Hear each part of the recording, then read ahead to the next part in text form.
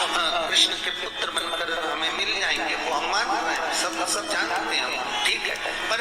दिक्कत इतनी सी है कि जिस आम के पेड़ पर मेरा पति बैठा हुआ था, उसके चक्कर में वो आम का पेड़ भी जला, तो वो आम का पेड़ जो जला, उसने मुझसे कहा है कि पति का तो उद्धार हो गया, पर हमारा उद्धार कैसे? अब देखिए, कई लोग कहते हैं प्रश्न करने वाले पीछे नहीं हटते, मानो बहुत प्रश्न करते हैं, प्रश्न कर पूछते हैं, गुरुजी ये कलश के ऊपर आम के पत्ते क्यों लगाते हैं? उसका उत्तर है प्रश्न बहुत है, तो उसके उत्तर बस उसको समझने वाला चाहिए। और आप लोगों को तो आज बहुत भगवान ने कृपा करी है, जो आप पहले दिन ही कलश स्थापना होगी और पहले दिन ही आपको ये ज्ञान हो जाए कि बच्चे पूछे कि कलश क्यों रखा जाता है, कलश के ऊपर आम के पत्ते क्यों लगाए जाते हैं, कलश के ऊपर नारियल क्यों रखा जाता है, कलश के ऊपर 9 बार मोली क्यों बांधी जाती है, मोली मतलब लच्छा नाड़ा 9 बार क्यों लपेटा जाता है नारियल के ऊपर, कलश के ऊपर जब रखा जाता है।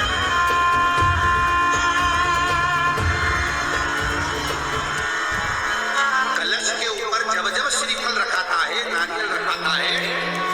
तो उस पर 5 बार 7 बार मोली नहीं लपेटी जाएगी, तो 9 ही बार लपेटी जाएगी। 5 या 7 बार लपेटते हैं तो कहते हैं कि लक्ष्मी की क्षणता होती है, और वो 9 बार लपेटी जाती है तो भरपूर लक्ष्मी का भंडार बनती है। क्यों कहते हैं उसको?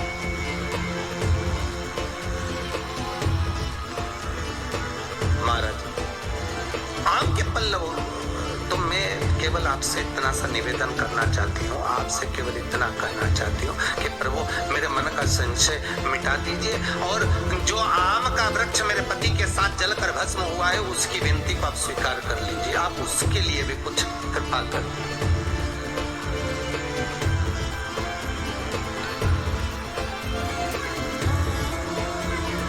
इसी को कृपा करते हैं, इसी को करुणा करते हैं, इसी को दया कर।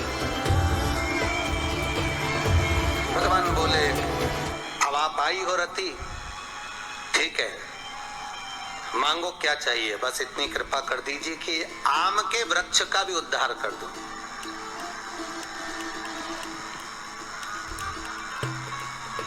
शिव जी ने कहा हम वर प्रदान करते हैं रति, जहां शिव और शक्ति है, जहां 33 कोटि देवता इस कलश के अंदर विराजमान होंगे, उस जगह पर स्वयं कंठ पर जहां पर मेरा निवास होगा, उस जगह पर ये आम के पल्लव अमृत के तुल्य माने जाएंगे, और इनका निवास हमारे ही हाथ में, हमारे ही हस्त कमल में विराजमान हो, हमारे ही हाथ। कितना सुंदर है महाराज जी। उस आम के पल्लव की महत्वता को जरा जानिएगा, बहुत ध्यान दीजिएगा। आम के पत्ते देखिए आप लोगों ने, अरे बोलो जम के तो बोलो, देखिए उसका प्रयोग कभी आप लोगों ने करा? आम के पत्ते का कभी प्रयोग कर देखिएगा। अभी तो नवरात्रि चल रही है, नवरात्रे में जब 5वां दिन नवरात्रे का रहे, चैत्री नवरात्रे का 5वां दिन रहे, और मान लो कि आपके घर में किसी बच्चे की, लड़के की या लड़की का या मंगल विवाह नहीं हो रहा हो, या शादी नहीं हो रही हो, या उस लड़के लड़की के लिए बहुत प्रयास कर लिया आपने, उसकी शादी हो ही नहीं रही, अथक प्रयास आपने कर लिया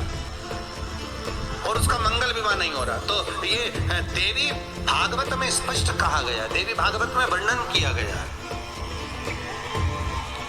भागवत में वर्णित किया गया,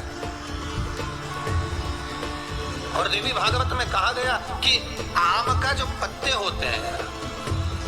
आम का जो पत्ता होता है, आम का जो पल्लव होता है, उस आम के पत्ते पर हल्दी और सिंदूर, इन दोनों से स्वस्तिक का निर्माण किया जाए। देवी भागवत का संवाद है, बहुत ध्यान देना महाराज। जिन कन्याओं का विवाह ना हो पंचमी के दिन,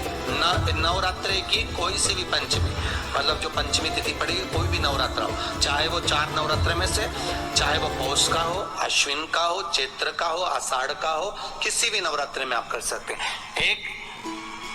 पान के पत्ते पर, एक ही पत्ते पर जो दो हल्दी का बनेगा, एक सिंदूर का बनेगा। बस अंतर इतना है, जो हल्दी का स्वस्तिक है उस पर कंकु के चावल अर्थात रौली के चावल, रौली कुंकू के चावल रखना है, और जो सिंदूर का है उस पे हल्दी के चावल रखना। इतना रखकर जिस लड़का लड़की का विवाह नहीं होता उसकी हथेली पर रखकर उसका नाम और गोत्र बोलकर महाराज उसको ले जाकर नीम के पेड़ के नीचे उसको रख दिया जाता है। मात्र 3.5 या 4 महीने ऐसे रहते हैं जिसके अंदर उस लड़का लड़की का विवाह पक्का हो जाता है। जिसका विवाह नहीं होता, केवल